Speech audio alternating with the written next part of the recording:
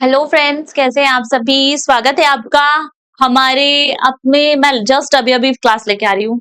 स्वागत है आप सभी लोगों का हमारे यूपी टेट की इस महामैराथन में, जहां आप मेरे साथ पढ़ रहे हैं आपके आने वाले एग्जाम को और भी बेहतरीन बनाने के लिए एमसीक्यू सीरीज, जिसमें हम ना केवल एमसीक्यूज पढ़ रहे हैं बल्कि हम एमसीक्यू के साथ साथ वो सारे टॉपिक्स भी देख रहे हैं जो अब आपके एग्जाम के लिए बहुत ज्यादा इंपॉर्टेंट है और बहुत ज्यादा चांसेस हैं, इवन 70 to 80% की वहीं से क्वेश्चन आपके आने वाले हैं।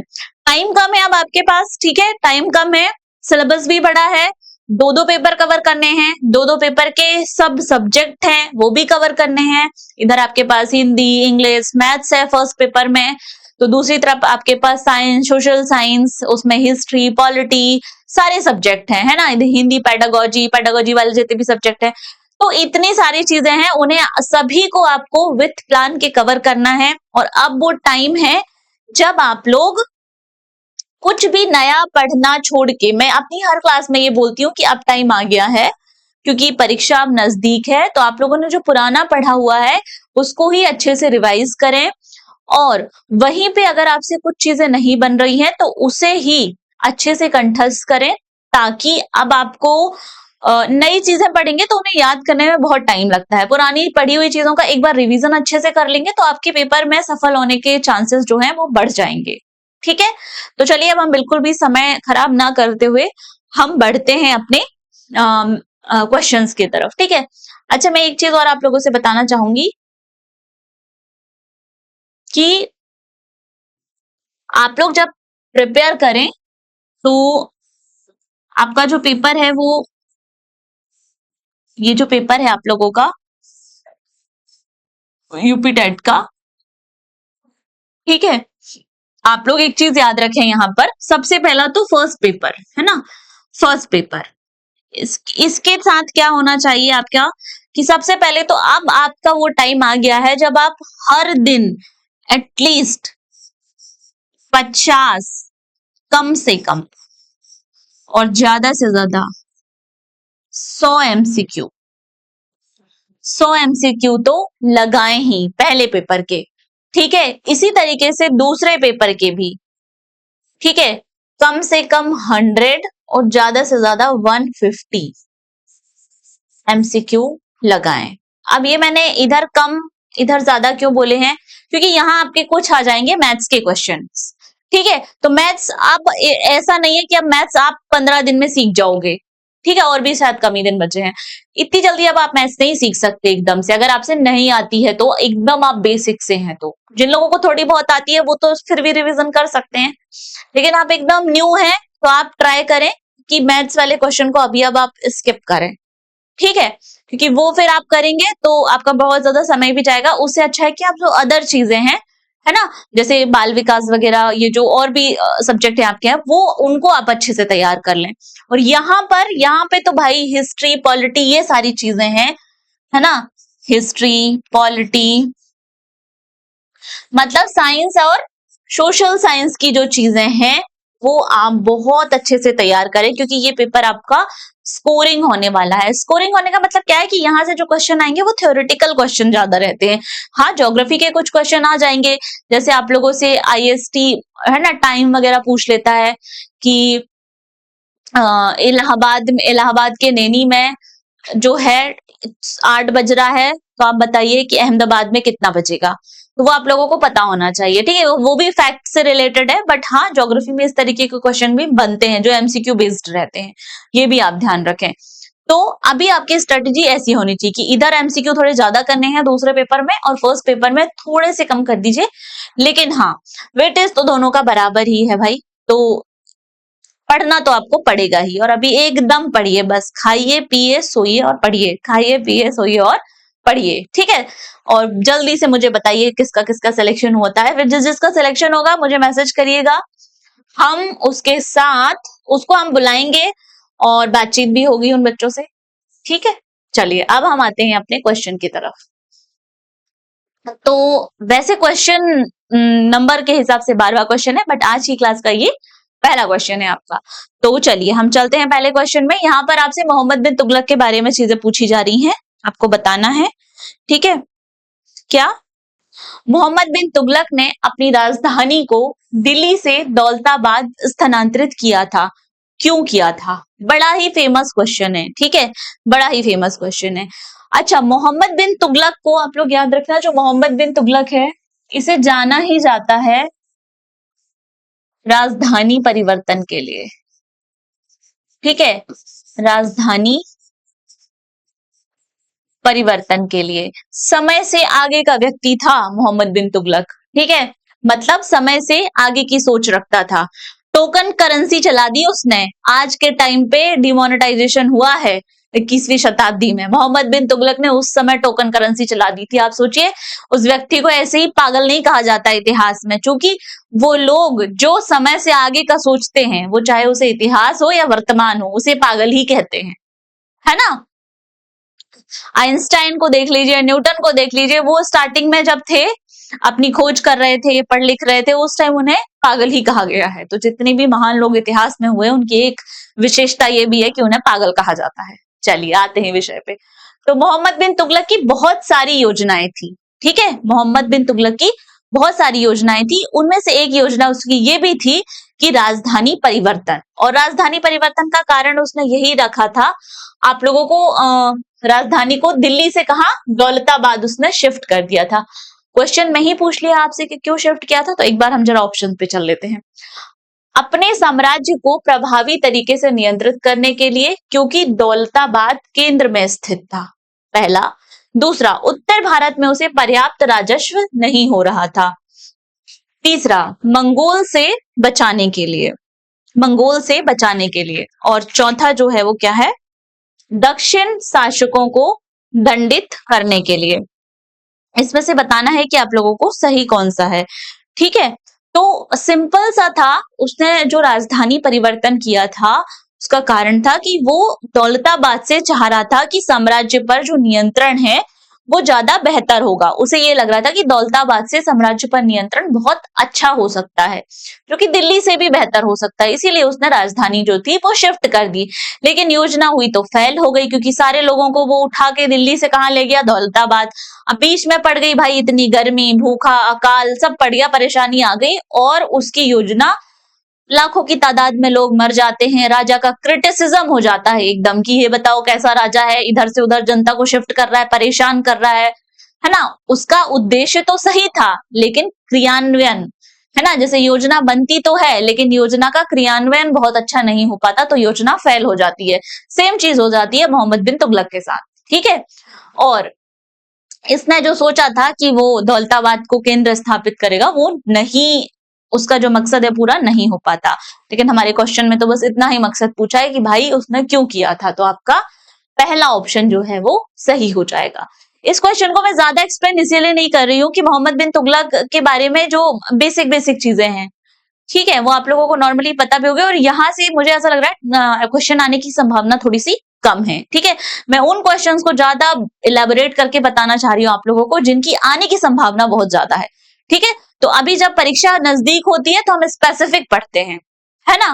अगर हमारे पास ज्यादा टाइम होता तो फिर हम इलेबोरेट कर करके पढ़ते, ज्यादा पढ़ते, लेकिन अभी थोड़ा सा हमारे पास टाइम कम है तो हम कम पढ़ेंगे, जहां जितनी जितनी जरूरत है उतना पढ़ लेंगे। यहाँ आपको इनफ चीजें मैंने बता दी, ठीक है। चलिए चलते हैं नेक्स्ट क्वेश्चन पे।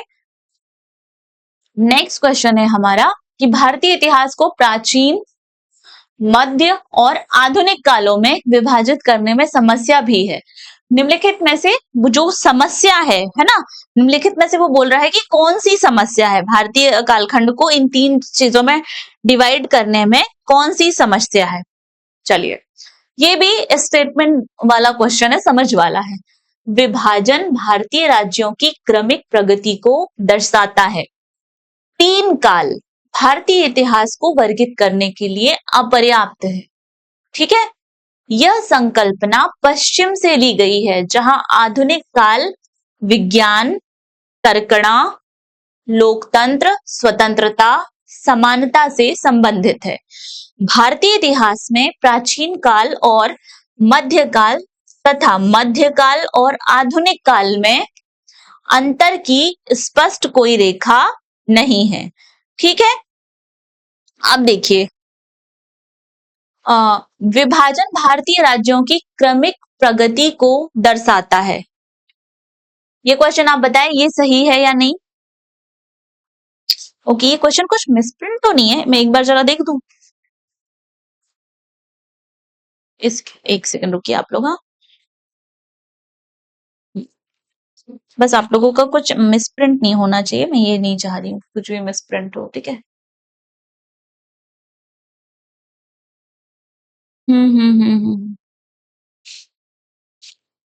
नहीं नहीं, सही है, चलिए ठीक है। ठीक है, तो यहाँ पे आप लोग पहले याद रखिए, सबसे सही आंसर जो है वो ये वाला है। यह संकल्पना जो है वो कहाँ से थी? पश्चिम से ली गई थी कि भारत को प्राचीन, मध्य और आधुनिक काल में बांटने की, जहां आधुनिक काल विज्ञान, तर्कणा, लोकतंत्र, स्वतंत्रता और समानता से संबंधित है। अब देखिए, आप लोगों ने, जिसने थोड़ा जो न्यूज़पेपर वगैरह पढ़ता होगा, उसने कहीं ना कहीं कभी ना कभी ये खबर सुनी ही होगी। एक खबर आई थी कि इतिहास को फिर से लिखने की चर्चा चल रही है और कुछ इतिहासकार इसका बड़े खुलकर भी समर्थन कर रहे हैं, क्योंकि जो इतिहास लिखा गया था वो एलीट क्लास का इतिहास लिखा गया है ना। जो संभ्रांत लोग हैं उनका इतिहास लिखा गया है।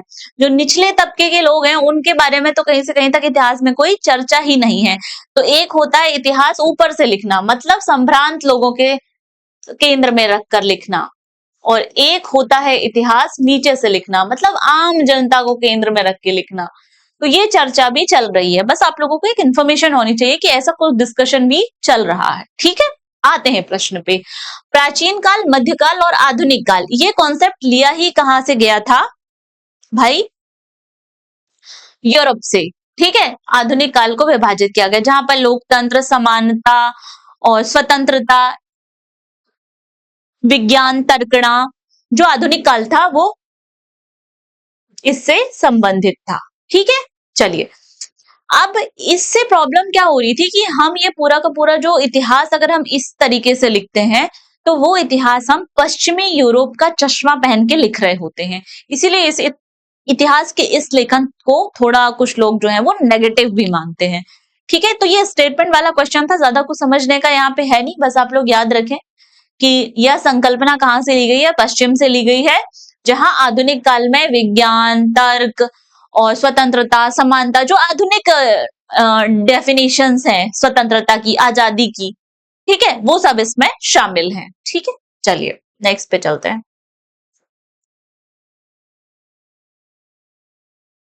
हाँ, ईस्ट इंडिया कंपनी ने 1651 में बंगाल में हुगली नदी के किनारे फैक्ट्री स्थापित की। अब देखिए, स्थानीय किसानों से नील खरीदकर इसे इंग्लैंड भेजने के लिए क्यों की थी? पहला है। दूसरा, एक आधार बेस स्थापित करने के लिए जहां से वे अपना व्यापार काम चला सके। तीसरा, इंग्लैंड को निर्यात करने के लिए हेतु सूती कपड़ों के उत्पादन के लिए। चौथा, मसालों को खरीदकर उन्हें इंग्लैंड भेजने के लिए। तो ईस्ट इंडिया कंपनी ने हुगली के किनारे 1651 में हुगली नदी के किनारे फैक्ट्री की स्थापना की थी। क्यों की थी आपको ये बताना है। अब आप सबसे पहले ये जानिए कि ये लोग जो थे ना, ये फैक्ट्री आज की फैक्ट्री की तरह नहीं होती है, ये याद रखने वाली बात है। उस टाइम पर फैक्ट्री का मतलब होता था माल रखने की जगह। माल मतलब जो उनका व्यापार के लिए जो माल रखने की जगह, उसे ये लोग क्या कहते थे? फैक्ट्री कहते थे। किसे? माल रखने की जगह को। मतलब ये एक तरीके से क्या होता था? एक व्यापारिक केंद्र। क्या होता था? एक व्यापारिक केंद्र, ठीक है। तो नदी के किनारे फैक्ट्री खोलने का सबसे पहला मकसद तो ये कि भाई नदी के किनारे ट्रांसपोर्टेशन आसान हो जाएगा, ठीक है, और थोड़ा दबदबा बनाने के लिए भी।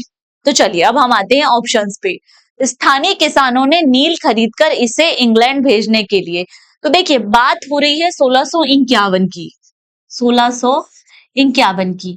इस समय पर अभी नील की कृषि इतनी फेमस नहीं हुई थी, याद रखना, ठीक है। दूसरा है, एक आधार बेस स्थापित करने के लिए जहां से भी अपना व्यापार कर सके।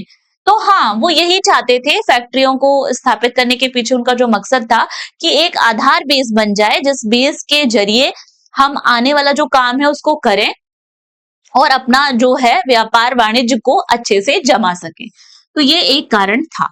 अब इंग्लैंड को निर्यात करने हेतु सूती कपड़ों के उत्पादन के लिए, ठीक है, तो इंग्लैंड को निर्यात करने हेतु सूती कपड़े के उत्पादन के लिए, तो यहाँ पर कंपनी कपड़ा खरीदती थी, उत्पादन नहीं करती थी, ये आपको याद रखना है, ठीक है। तो ये भी गलत हो गया, ये उत्पादन वर्ड जो लिखा है ना ये गलत है, उत्पादन नहीं करती थी।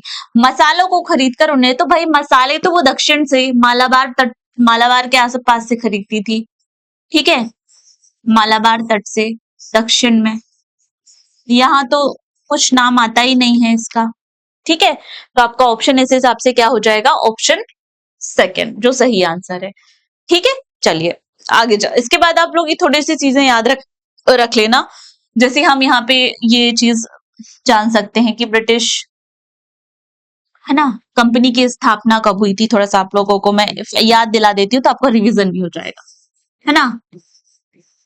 कंपनी की जो है स्थापना तो कब, 1600 में, है ना, ब्रिटिश ईस्ट इंडिया कंपनी की स्थापना, ये ब्रिटिश,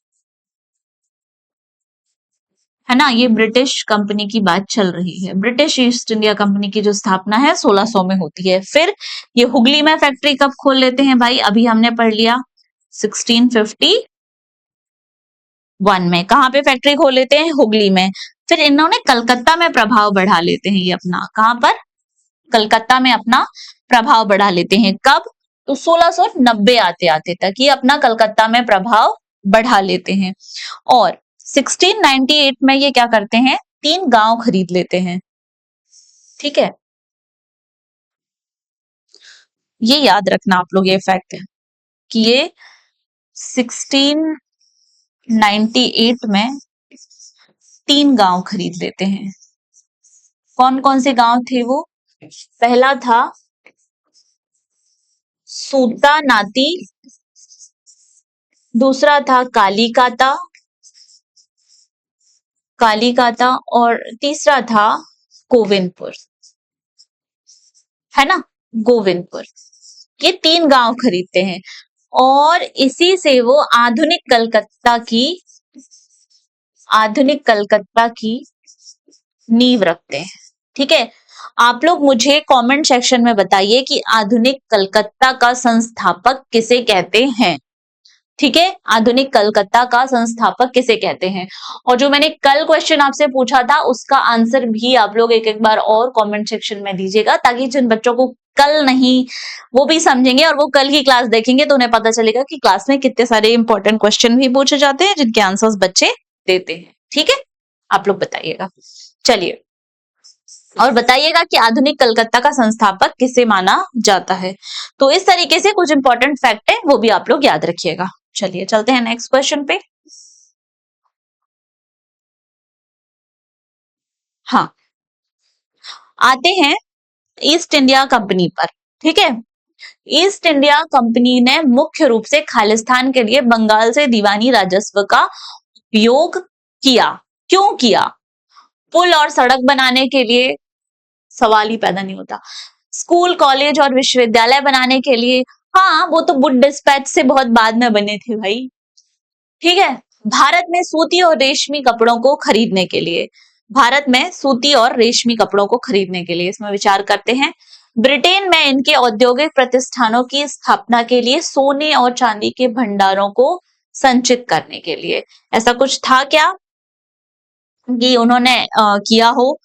देखिए, अगर हम ईस्ट इंडिया कंपनी मुख्य रूप से भारत में क्या, ये मुझे एक बार देखो मिसप्रिंट तो नहीं है, ये मुझे कुछ मिसप्रिंट लग रहा है, क्योंकि मिसप्रिंट हो जाता है फिर मैं नहीं चाहती मेरे बच्चे कुछ गलत सलत पढ़ लें, ठीक है। तो एक बार देख लेती हूँ।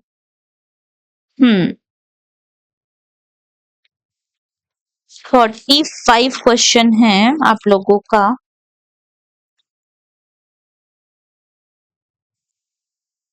चलिए, हाँ सही लिखा है ये, ठीक है। तो ईस्ट इंडिया कंपनी ने, जो आपका इसका आंसर हो जाएगा, अब आप लोग एक चीज याद रखिएगा कि क्या होता है 1765 में, मैं फिर उसके बाद आंसर बताऊंगी, ठीक है। 1765 में इलाहाबाद की संधि हो जाती है, इलाहाबाद की संधि हो जाती है। ठीक है, कब?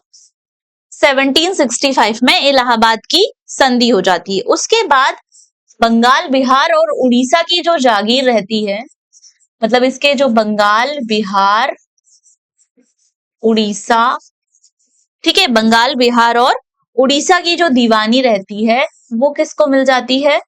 अंग्रेजों को। दीवानी जो रहती है, दीवानी अधिकार जो रहते हैं वो ब्रिटिश को मिल जाते हैं। यहीं से ये क्वेश्चन पुट हुआ है आप लोगों का, ब्रिटिश को मिल जाते हैं कि ईस्ट इंडिया कंपनी ने मुख्य रूप से खालिस्तान के लिए बंगाल का दीवानी राजस्व का उपयोग किया था। तो भाई ये लोग भारत में सूती और रेशमी कपड़ों को खरीदने के लिए, क्योंकि इन दोनों ही चीजों की डिमांड वेस्टर्न में बहुत ज्यादा थी, पश्चिमी देशों में बहुत ज्यादा थी। वो इतना पसंद करते थे इस कपड़ों के कि मैंने लास्ट क्लास में भी आप लोगों को बताया था कि वहां पे तो कैलिको कैलिको एक्ट, हाँ कैलिको एक्ट ला दिया गया था, जिसके तहत क्या कि जो सूती कपड़े होते थे उन पे बैन लगा दिया गया था, उनकी छपाई पर, उनके उत्पादन पर, है ना। तो इस तरीके के भी नियम लाए गए हैं। ठीक है, तो आप लोग ये याद रखना, ठीक है, कि इन लोगों ने ये जमीन वगैरह खरीदी और इस तरीके से चीजें होती हैं। चलिए, अब एक अच्छा सा माइंड फ्रेश करने वाला क्वेश्चन आ गया है आपका। ठीक है, देखिए, सबसे पहले आप लोग दो तीन चीजें याद रखिएगा। पहला, इंडियन स्टैंडर्ड, ये सुनने से पहले इंडियन स्टैंडर्ड टाइम, ठीक है, भारत का एक स्टैंडर्ड टाइम है। अब ये क्या होता है, भारतीय मानक समय क्या होता है, बहुत शॉर्ट में बता दे रही हूं मैं कि पूरे विश्व में बहुत सारे टाइम, पूरे विश्व को बहुत सारे टाइम जोन में बांटा गया है। टाइम जोन में इसलिए बांटा गया है, क्यों? क्योंकि वो आप जब मौसम वाला पूरा चैप्टर पढ़ेंगे तो आप लोगों को बहुत अच्छे से समझ में आएगा। अभी बस आप इतना समझ के रखिए कि ताकि पूरे के पूरे विश्व को एक मतलब अलग अलग टाइम जोन्स में बांटा गया है। और टाइम जोन में बांटा क्यों जाता है? ताकि ये जो वर्किंग हावर्स वगैरह होते हैं, है ना, कार्य करने के घंटे होते हैं, तो किसी देश की पूरी प्रणाली एक तरह से लागू रहती है, एक तरह से चले, सुचारू रूप से चले, इसीलिए कुछ घंटे बांट दिए जाते हैं। आपने सुना भी होगा कि ऐसा कहा जाता है कि हम जो भारत और अमेरिका का जो टाइम है उसमें 5.5 घंटे का अंतर आता है। आपने सुना ही होगा, है ना। सॉरी, मुझे छींक आ रही है, सर्दी हो रखी है थोड़ा थोड़ा, और प्यास भी बहुत लग रही है। चलिए, तो ठीक है, 5.5 घंटे का अंतर है। ठीक है, ये बस इतना आप लोग याद रखेंगे तो ये क्वेश्चन आपका सॉल्व हो जाएगा। मानक समय मतलब ऐसा समय जो पूरे देश में लागू होता है। ठीक है, जैसे अगर आप भी हमारे यहाँ पे लगभग 10:46 हो रहे हैं, तो असम में भी इतने बजे 10:46 हो रहे होंगे। नीचे अगर हम केरला में चले जाएं तो वहां भी अभी 10:46 हो रहे होंगे। ऐसा समय जो पूरे देश में सभी राज्यों के लिए मानक है, IST है, हमारे यहाँ का स्टैंडर्ड टाइम कहलाता है। नॉर्मली अगर हम ये ऐसे समझने की कोशिश करें, कुछ देश ऐसे भी हैं जहां पर जो मानक समय है वो एक से ज्यादा है, मतलब एक से ज्यादा है मतलब 10-10 भी हैं, 11-11 भी हैं, है ना, जैसे रशिया वगैरह हो गया।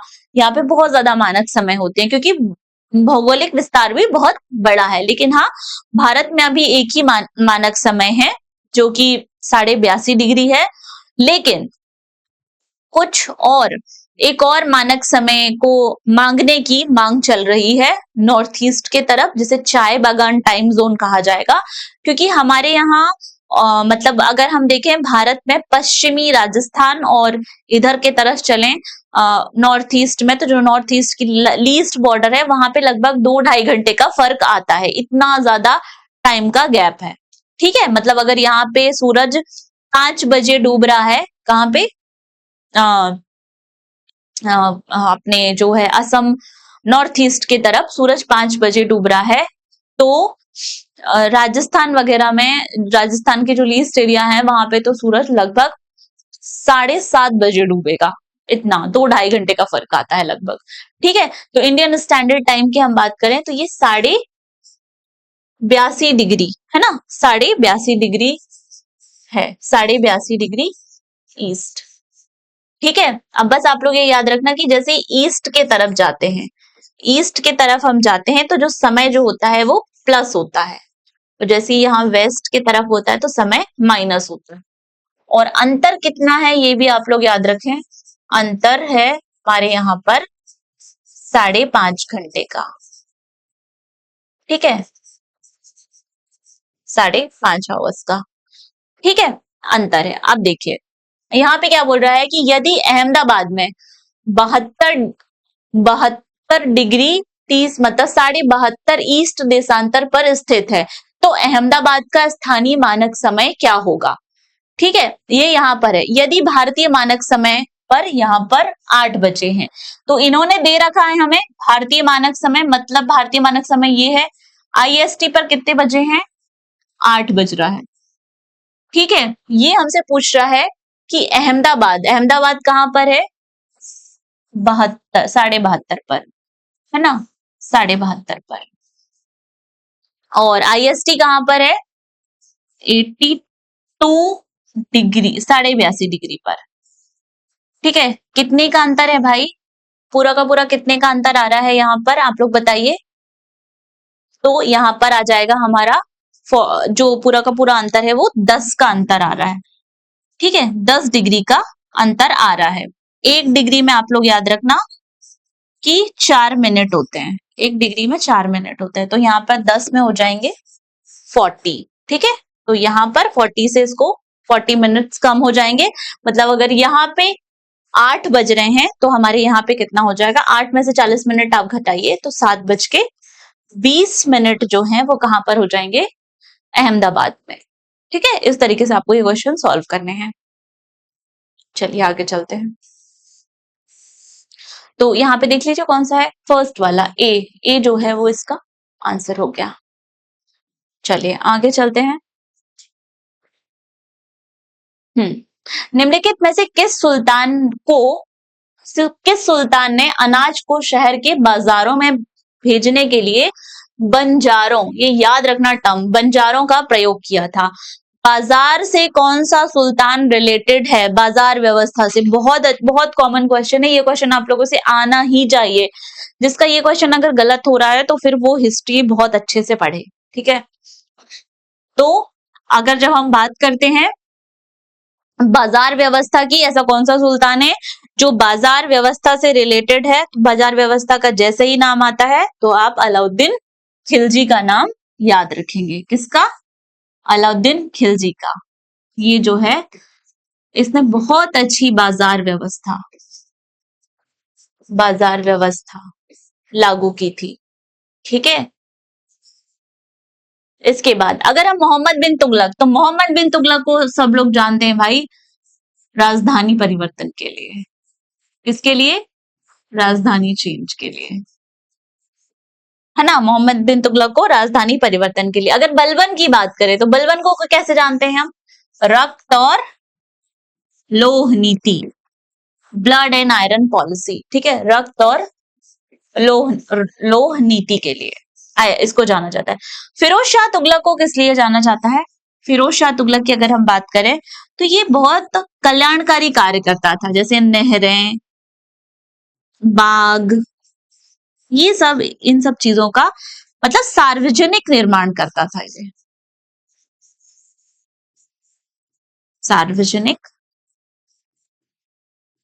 सार्वजनिक निर्माण कार्य ये बहुत करता था। बस आप लोग ऐसे याद रखें, क्योंकि अब एक एक के बारे में तो बहुत ज्यादा मैं नहीं बता सकती क्योंकि टाइम भी कम है, लेकिन हाँ इनके बारे में अगर इस तरीके से क्वेश्चन आए तो आप इतने फैक्ट एटलीस्ट जरूर याद रखें।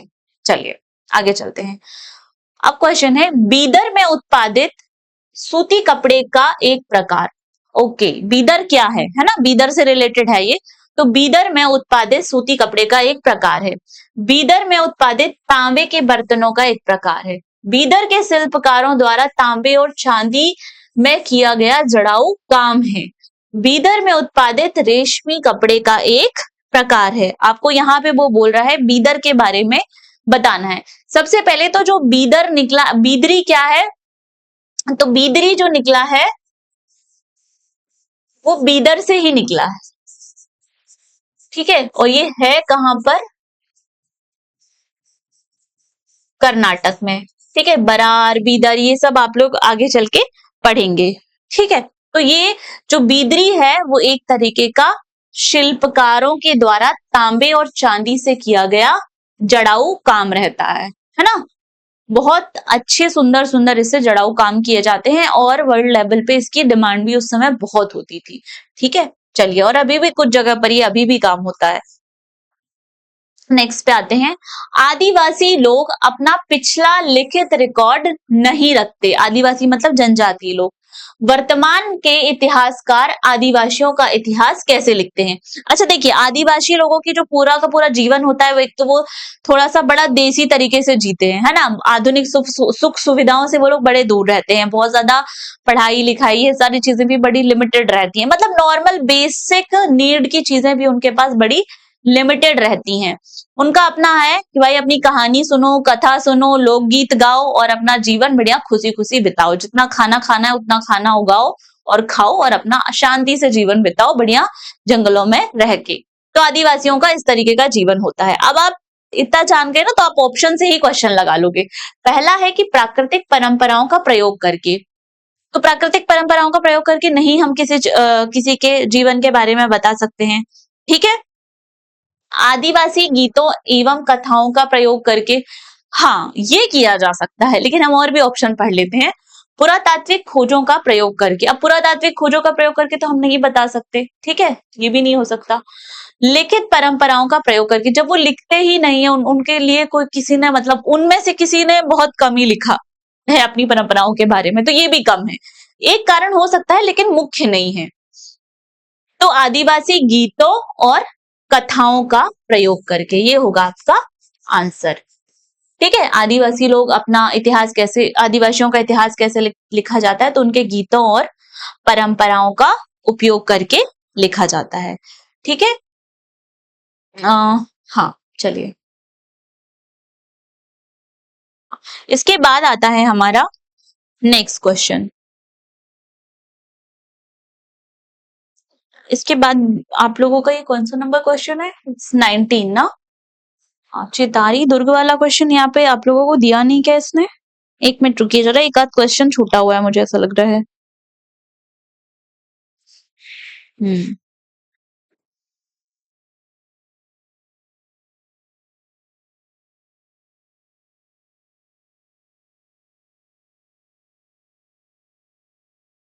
अच्छा आप लोग ना एक चीज याद रखना, पित्रादुरा क्या होती है? तो भवनों को सजाने की शैली होती है। आप लोग ये याद रखना। ठीक है, हम नेक्स्ट क्वेश्चन करते हैं। निम्नलिखित में से कौन सा शासकीय परिसर स्थापत्य कला का हिस्सा है?